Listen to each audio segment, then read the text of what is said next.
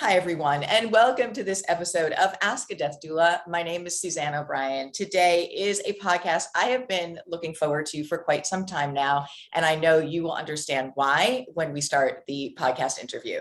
So first, let me share a little bit about my guest here. Amy McLaren is the founder and hands-on CEO of Village Impact, a Canadian charity focused on delivering learning, leadership, and economic opportunities to conflict-affected children in rural Kenya.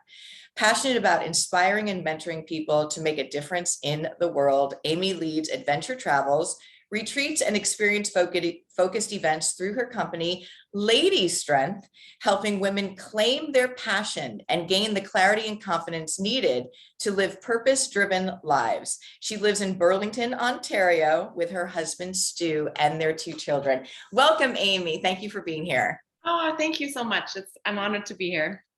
So I wanted to share a little bit with our listeners on how I actually got to know you and found out about you. So first, I am a member of your husband's tribe membership, which is an amazing program, and it has been life-changing for me and learning so much. So he's so generous in his sharing and so passionate, talk about passion. And many times you would pop up in the background with the kids, and I love that. But then Chris Carr, the wonderful Chris Carr, did an interview with you, and I was blown away by the work that you have been doing. And that's what this interview is about.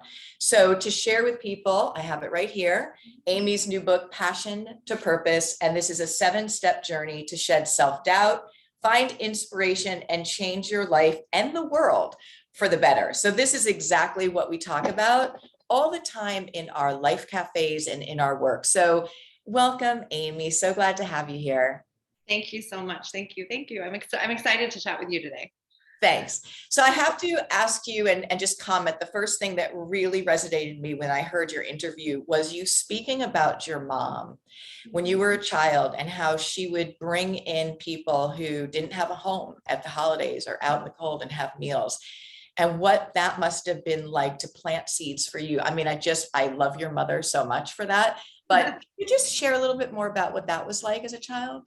Yeah, it's so funny because often when we're that young, we don't realize these seeds are being planted, right? Until Here I am, 41, and now a mom to a daughter who's 10, and know the importance of the work that my mom did. So super grateful for my mom and my dad and how they brought me up as an individual. But yeah, we grew up always helping others came first. It's the taking care of ourselves, but whenever there was extra or helping people, and it wasn't always about, writing a check or donating money. It was, helping by, you said, time. So like you mentioned, we had strangers in our house at Christmas sometimes for Christmas dinner because they had nowhere to go. I remember going to the women's shelter downtown in a town that we lived, to do their soup kitchen and hand things out that way. There were endless times we were at the hospital volunteering, or old elderly homes or retirement homes doing different things. And we were always just doing different experiences like that. And I mean, even today, like when my daughter was 5, my mom and I went into a retirement home and wrapped up Kleenex boxes like before COVID, right? And just handed those out and just chatted with people. And sometimes people think this power of giving back, you need all this money in the world, but you don't. These little plants or seeds that my mom planted when I was young, now I kind of carry them on with my daughter, but we can give back and make a difference in someone's life by planting these little seeds of hope by gifts or time or sharing good stories with people too. I love that so much. And I think, again, there's 2 things I want to highlight here: the difference that our actions make and the seeds that we plant. Yes, as a parent, how incredible. And your mother, just again, she's so special. But we can do that too right now. We can be planting seeds for just others, all over by what we do. And I loved how you said that, doing little things it doesn't have to cost money. In fact, I always would say, when I lived in New York City, which is my home and my love, you see many people on the street, and it's really heartbreaking when you see people struggling in their lives, and we know that happens. And I feel like the biggest impact that I had with people was not necessarily giving money, or it was actually sitting and having a moment of a conversation. It was really acknowledging them as a person, as an individual, and we could all do that. We can all have those moments. So we'll get into that a little bit later, how we can can have that kindness and ripple effect. So we want to talk about this amazing work that you're doing in Kenya. And could you just share with me again how that came to fruition? How did you have the idea? How did you actually make it a reality? Because I know many people have these ideas. They're not maybe sure that they can actually do it or how they do it, but just share with me what that was like, if you could.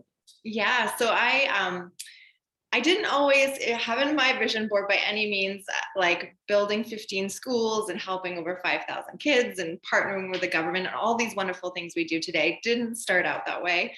I share a bit about it in my book, but before then, if you take me back to the time before my entrepreneurial part of my life, I was a teacher for 10 years. I taught grade 1, and I really, what can I say? I liked it, but I didn't love it. And I kind of came to a point in my career where I wasn't fulfilled, and I was missing. I kept thinking about like my travels overseas and helping other people. And I would see my husband go and speak at events, and I would want to go with him, but I couldn't go with him because I could only have summers off or only have Christmas off. And I don't like to say only, but I mean that you were confined, right? And I couldn't go. And it kind of started to eat away at me a bit. And, I could feel that nagging sense inside me where I was coming home every day and I wasn't happy. And that kind of led into, our relationship a little bit, and like Stu and I talking and working through that. And like, he's like, we've got to change something.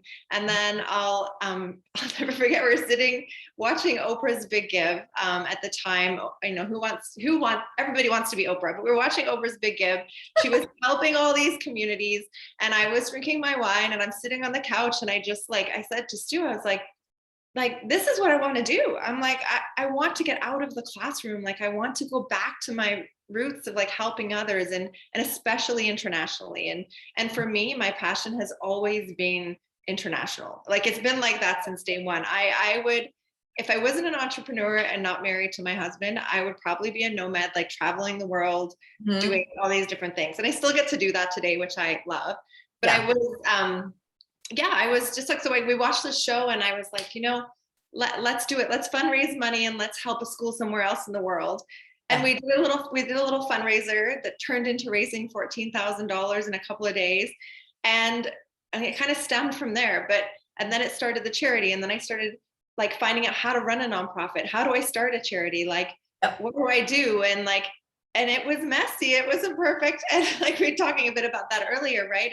But I just followed this sense inside me that something had to change, and I had to follow that moment of inspiration. I had to get up and do something about it, because nothing changes, right, when we don't change. Like, something had to change, or I had to follow one direction and follow to where, and who knows where it was going to lead. Like, who knew that first fundraiser would lead to what it is today? But if you don't act on that moment of inspiration or do something about that feeling that you have, we know it's not going to do anything. So I think for me, that was kind of where it started. Was on the couch drinking wine with, no money to fundraise. It was like, we've got to make a fundraiser. Let's start, and starting somewhere. I love that so much. And I want people to really hear what you just said, is that, and I have a very similar feeling. And again, I was a nurse at the time, and I was working in med-surg, and I was happy and I liked what I was doing, but it wasn't consistent, or there was something that I knew there was more. And I kept hearing this feeling or this pulling to go to hospice, work with the elderly, work in that section. And I had no experience. It didn't make any sense to do that. But it was inspiration, whispering and calling. And when I finally acted upon that, and I said, I'm just going to trust this. My whole life, it was like the most fulfilling thing I've ever done. And it has led me on a path of doing Doulagivers trainings and just this, and working with people around the world. So that inspiration, let's hold that for a minute, because you have a chapter in your book, and I love this so much. Chapter 9. I mean, this book is so full of amazing information. Run with inspiration, guys. Run with inspiration. And I want to share with you what my feeling on that is, and then have you share, is that we have a higher conscious part of ourselves, right? And that's really like that heart-centered. It's that all-knowing part. And then we have that mental ego part, which is, like the troublemaker and programmed, and you're not good enough and all of that, because we're holistic beings. When that heart-centered guidance, when that inspiration comes, that to me is that in spirit, right? It's that higher part of us giving you clue, like saying, go that way. And it takes that time of trust to do that. But when you do it, it will never steer you wrong. It actually allows this whole fulfillment, not achievement, but fulfillment of connection, because it's always tied with purpose. So I love that whole part of it. And I want people to know, because we all get those inspired moments, trust that. And you're the only one that can act on that. Yeah. Yeah. The only one that can act. And what, like you were saying here, like, it's amazing when you start to share where you're going or what you want to do or how you're being inspired, when you start to share that with other people who kind of miraculously comes up and wants to help you or wants to help you build. Like, when we fundraised for our first school, I'll never forget, we were in Kenya, we had $300 in the bank account. Our contact said, to build a school, it's going to cost $110,000. And I said, yes, let's do it. And my husband's like, Amy, we don't have $110,000. He's like, we have $314 or whatever it is. And I'm like, yes, but I'm like, I will figure it out. We'll do it. And I'll never forget, our board of directors said to us and asked you and I, why aren't you sharing what you're doing in this moment of it? Like, why don't you share with other people within your other businesses? And we were like, well, we don't want to interfere, or like, we don't want people to think that they have to donate. And he's like, but you're not giving people the opportunity to share and to be a part of your, your purpose or where you're going. And there's people that want to help you. And so we came back and we just started to share a little bit and share what we were doing. And then all of a sudden we had 10 donors that donated a classroom each, and we brought them to Kenya, and that was our first school. But when we don't act on that moment of inspiration or share what we're doing too, you can't, it's like, it's such a strange thing, like, but it does, like you said, it attracts people that can help you fulfill those things. There are so many good people in the world. There really are. There's so many, and we just don't hear that so much because the news always takes a different kind of focus. There's so many wonderful people and they want to help. Sometimes they just don't know how to help. So by you sharing, not only, and maybe again, it's not always a money thing. It could be a volunteering, and it could be them even just sharing your work. But that is the goal, is that collective energy of that good vibration just makes us, I think, all feel better and connected in this global family that we actually are.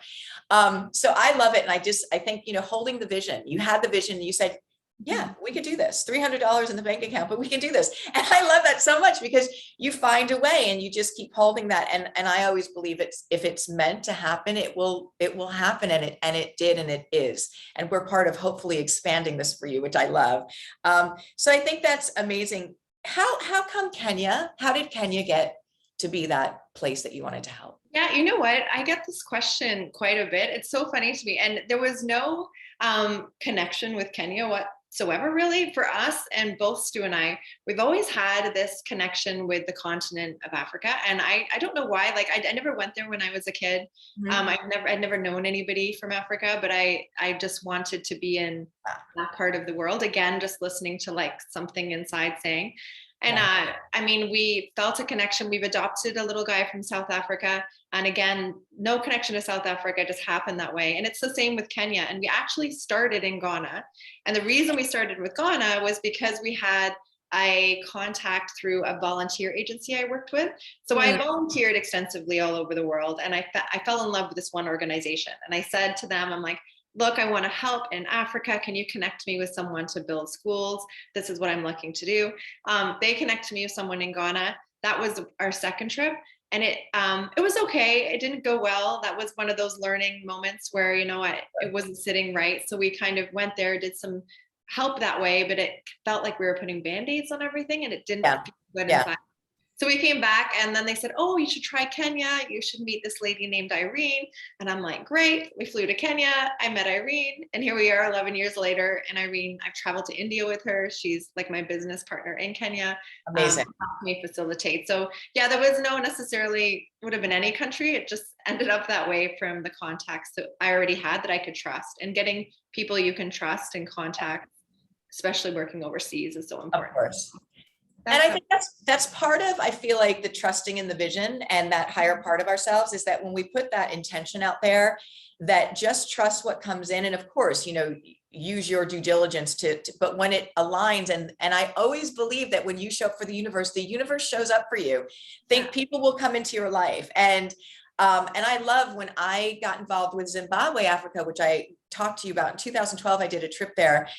It was just, again, something like that. Somebody I knew from a long time ago in high school was working with an organization that was helping there. And because we have so much that we're privileged to have in the United States and Canada, there are places that don't have as much.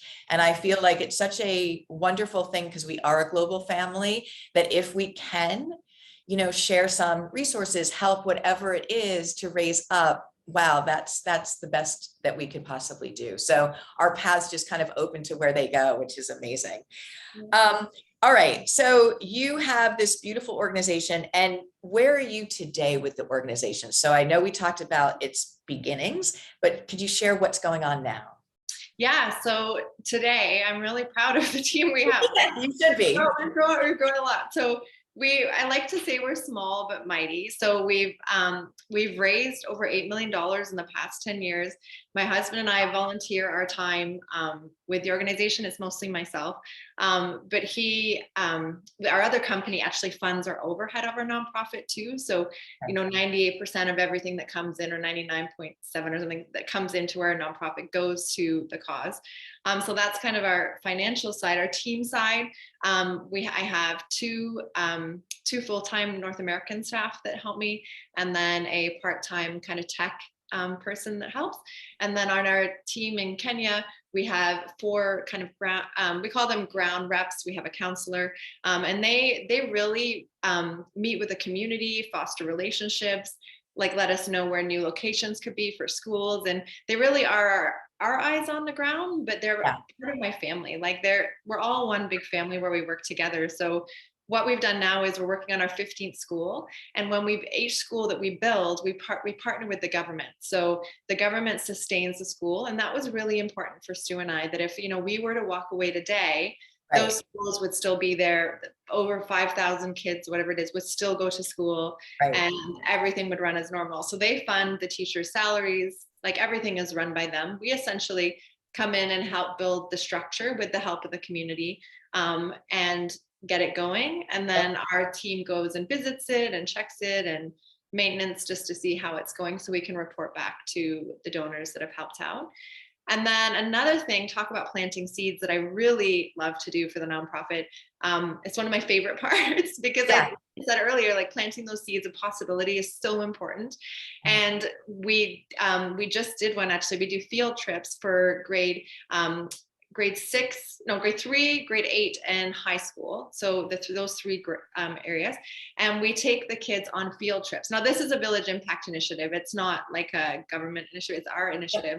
But I really believe in it, because we take these kids and we take them on a safari, or we take them into the city. And I mean, we've taken or we do an entrepreneurial event where we bring in local entrepreneurs, and the grade 12s have a day talking about, learning from other entrepreneurs in the community.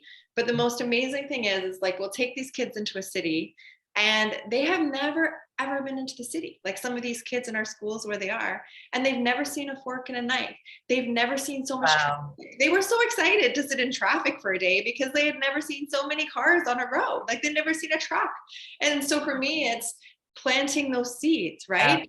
They go back then to their homes, and they see like, wow, there is like so much out there that I don't even know. And I'm still learning. Like I still strive to push myself out to learn new things, because if we stay in our bubble, absolutely, right? So it's the same with our schools, where we take them out and do these like field trips. And I mean, some of the kids had never even seen, like, that African animals that everyone sees on TV, like the elephant and the zebras. Right. They had never seen those themselves, and they live like next door to them in a sense. So it's just, for me, that's one of my favorite parts. I love watching all the videos from the trip, and they're all out there. We give them t-shirts to wear, and they go and do this adventure, and then they go home. And it's gotten now where every year they're so excited to get to grade 8, or they're so excited to get to grade 12. Because they want the trip, and they want to see what the others have seen. And it's like planting those seeds of possibilities that hopefully stay with them, and then shape them going forward, or open their eyes to the opportunity that's out there. I love that so much. And I love the fact is like, they can look forward to it. So like work hard and do what we need to do and look forward to that. But when you are able to change someone's perspective or present an opportunity, it can change their whole direction of their life.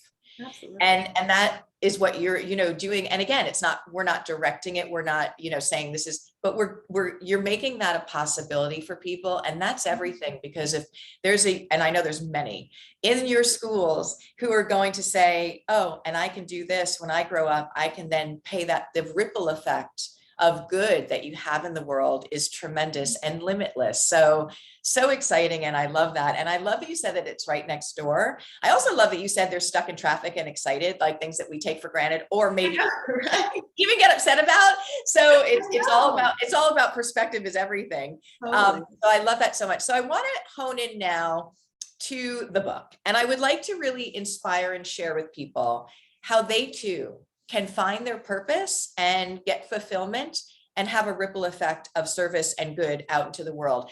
There's a couple of things that I see from the work that I do that are real, what I call kind of blocks for people. And it's really their mind, right?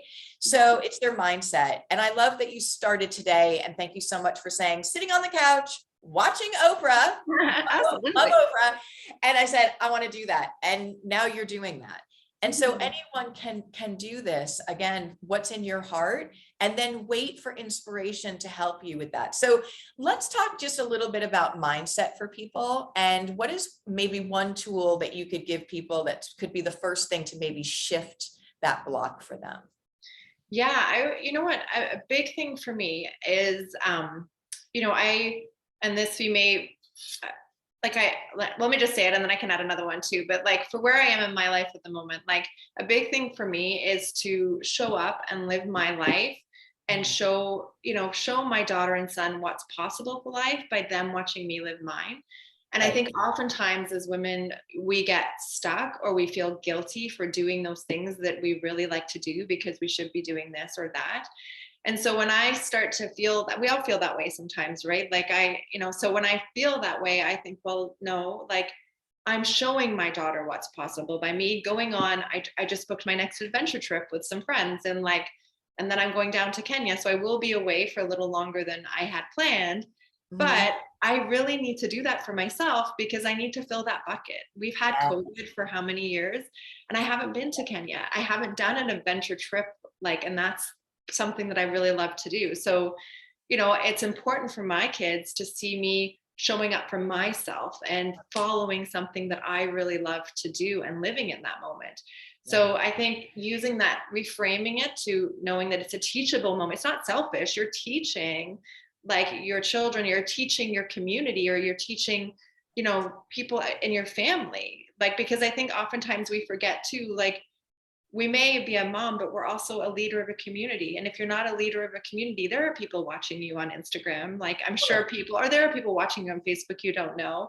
And you probably are inspiring so many people and you have no idea that you are, because everybody's watching things that we make. So I kind of reframe it to that, to make sure that I'm in line with who I am and our values as a family, and how important it is to stay on track with that. And, and just to add to that, a reason why I wrote the book is, you don't have to, I started a charity, and not everyone has to start a charity. Right. For me, that was what I decided to do. But like you said, our purpose can be, or using our passion to do more good. And there's no right or wrong way of doing that, or there's no little or big way, all a big impact, no matter what we decide to do.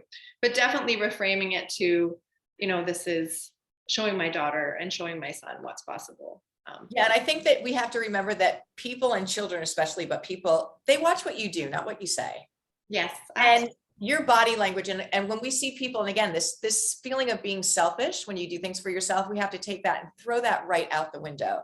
Because if you don't, when you take care of yourself, and when you live in your authentic and fill yourself up, you are taking care of other people, because you can show up as your best beautiful version. So I think that's so important.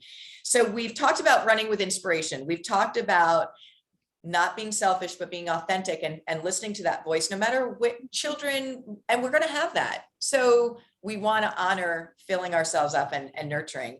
And then the other thing that I think is super important in chapter 12 is forget perfection. There's no such thing. Can you expand?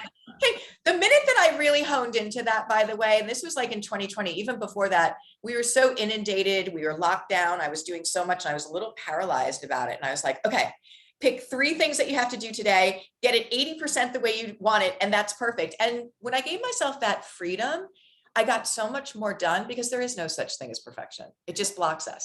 There is no such thing. And people, it's so funny because, and I mean, everyone thinks there is. Like if you were to look at the charity today, it looks amazing. I'm proud of what we've done, but man, it didn't start like that. Like we started with $300, like I said, in the bank.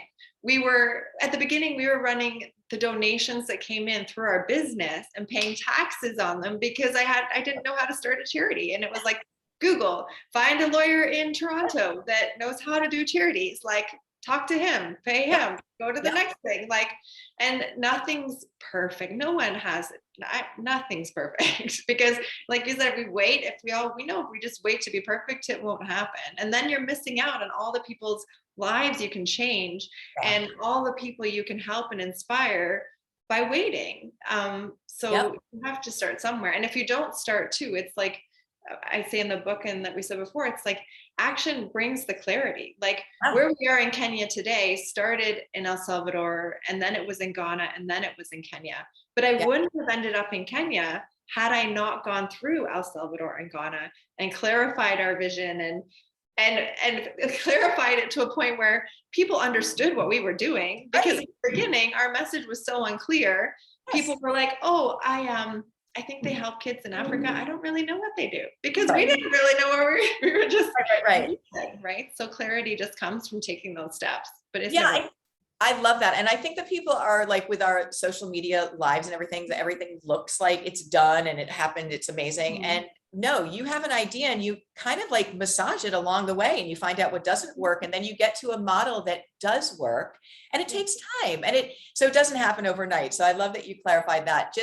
I want people to know that to just take that step, that first step. And as long as it's in your heart and authentic, take that first step and then keep massaging it along the way and see what happens, because that is really the magic of life, is when we find that. And I want to elaborate for our listeners who, come to us because they know I'm the end of life Doulagivers. Death is the number one fear in our life. And I want to really clarify this because I work with so many people, and I honestly don't think that the fear is necessarily a fear of the dying itself, which is, again, has a lot of layers to it. Because we don't live with the awareness of these beautiful teachings like you talk about in finding purpose and connecting with more, I feel like when people have that end of life, when it shows up, they have so much regret of what they didn't do. Yeah. I feel that is the overwhelming fear, is that, oh my gosh, my time is up and I didn't build that or do that thing. And I really want people to hear that, because that's really important, that we don't have that regret at the end. So important to take that action.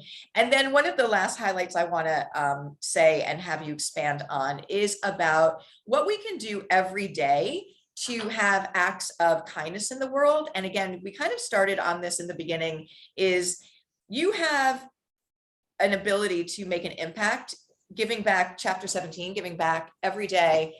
Doesn't have to mean money.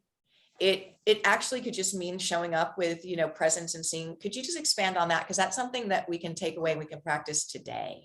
Yeah. And, and that's, I think oftentimes, especially in our life today, things are moving so fast, right? And we're always focused on the next thing. And like, we're going to get here, we got to get there. And like, this isn't on my schedule. And life goes by.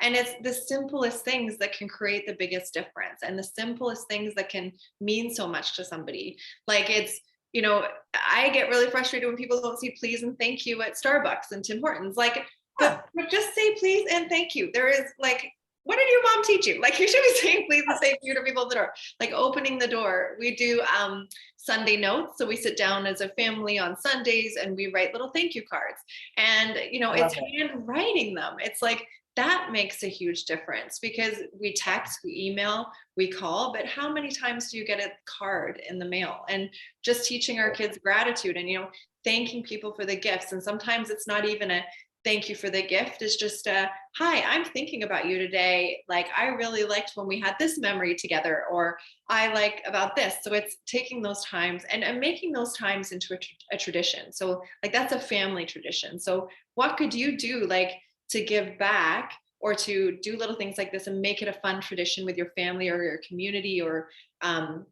people that you work with? And that's what I find, when you can make those things into a tradition with your family, you do them more repeatedly. So we do that. We've done, we do mega surprises or surprises for our family, where we'll take them on trips or do things like that, or in experiences that they haven't had before.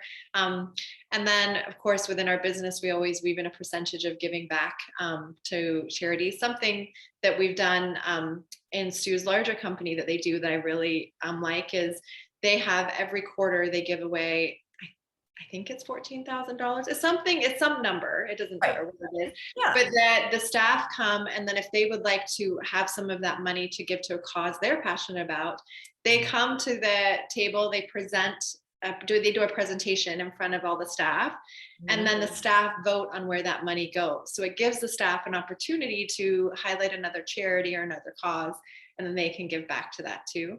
That's a company thing. A thing that we do at home, another thing, is teaching our kids to save, give, and spend. I think is a really big thing.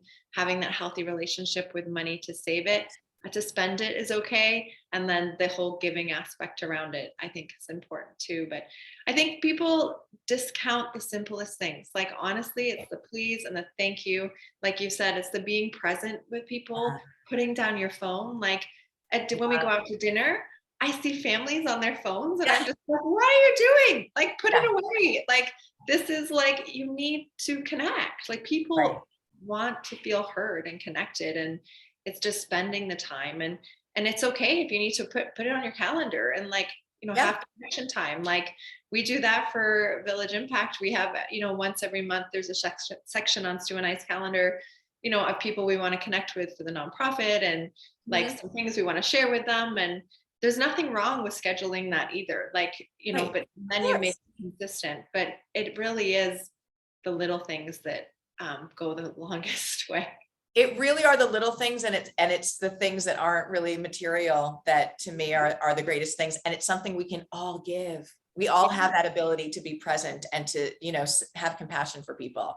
Yeah. And we all do, even in like, sharing things online, or what you're doing, or giving, or like we can have an impact every day, and it can start today, and how we show up, right? How we show up for our community. I think we should start a hashtag intention sharing, like when we share positive things, because there's so much, just because it does inspire me. When I see people like you doing work, I'm like, okay, I can breathe so much easier. The world is a beautiful place when it can seem so heavy. And so I think it's so important that we know that this work is being done out there, and that we are all connected.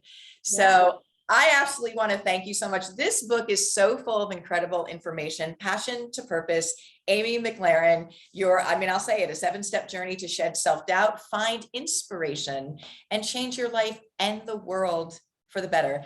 I want to thank you so much for being here. Can you please tell our listeners how to get involved with Village Impact and everything you're doing? Yeah, so you can follow us at Village Impact on Instagram. And then you can find me on Amy McLaren on Instagram. And then, of course, my, what do you call them? The tags at the top. It has all the links to all the good stuff. It has my book, The Lady Strength. I forget. And I'll link everything for you here. So we'll link everything to the podcast as well. I encourage everyone to check this out, to get involved, because this is, again, that ripple effect that we can all be a part of. And of course, be kind every single day to one another. Amy, thank you so much for being our guest today on Ask a Death Doula. Thank you so much. All right, everyone. I will see you in the next episode. Thank you for listening.